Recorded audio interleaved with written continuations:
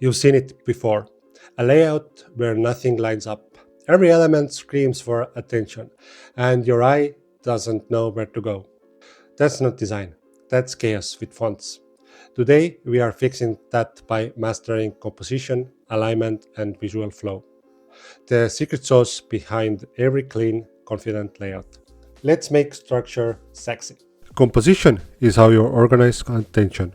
A good layout leads the eye through content smoothly, like a story. A bad composition feels like visual noise. No hierarchy, no focus, no rest. Think of your layout as a conversation. Headline equals the loud hello. Subhead equals the explanation.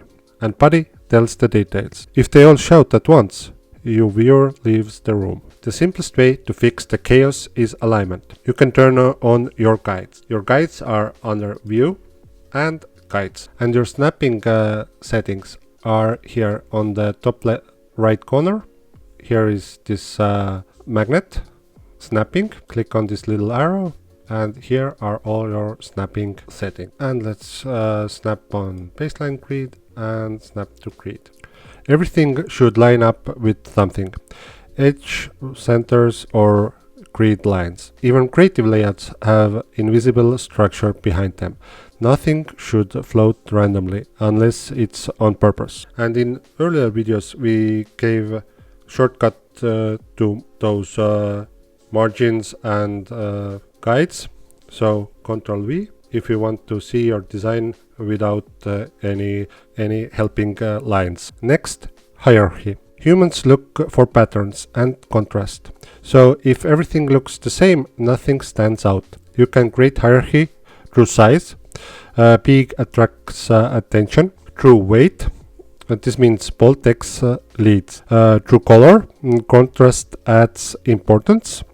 Or through position. Top and left dominate the first glance. Arrange your elements so the viewer's eye lands where you want, then moves naturally to support content. Think of it like stage lights. Spotlight the lead, dim the extras. Let's bring in some math disguised as art. Go to View, Guides to turn on Custom Grid. Divide your page into thirds, horizontally and vertically. That's the rule of thirds. So what I mean, it give columns 3, and rows 3. And let's make color a little bit smaller and close. Like you can see, our previous design is almost perfect, but not 100%. Place key elements like images or headlines where those lines intersect. It instantly feels balanced. So how to make this design a little bit better? So try this. They don't have to be in the center, but you see here where those lines intersect, and let's put this lady's face here. Now let's make her, and your elements doesn't have to be where they intersect, but if you can put them there, it's good practice. It's the same trick photographers use for perfect shots. Now let's talk about balance. Balance doesn't mean symmetry, it means visual weight feels even. You can balance a large image on one side with several small text blocks on other. Then comes the rhythm, repeating shapes, colors or spacing to guide the eye. It creates flow and harmony. And the most powerful design tool of all, white space. White space isn't empty, it's breathing room. It gives importance to what remains. If you think your layout looks crowded, remove one element, then other. If it still works, it's better. So how to make this layout a little bit better? Here we have 2 columns. Let's make it 3. Actually, it's simple. Let's make it 2.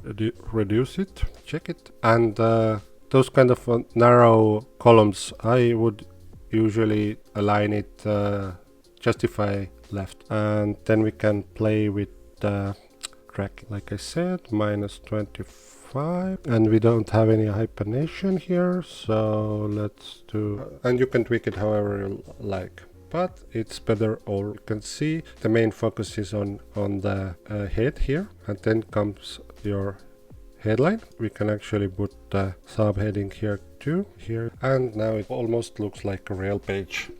Next up, we'll tackle tables and charts, turning boring data into beautiful layouts. Hit subscribe so you don't miss it, and remember, grids don't kill creativity, they make it look effortless.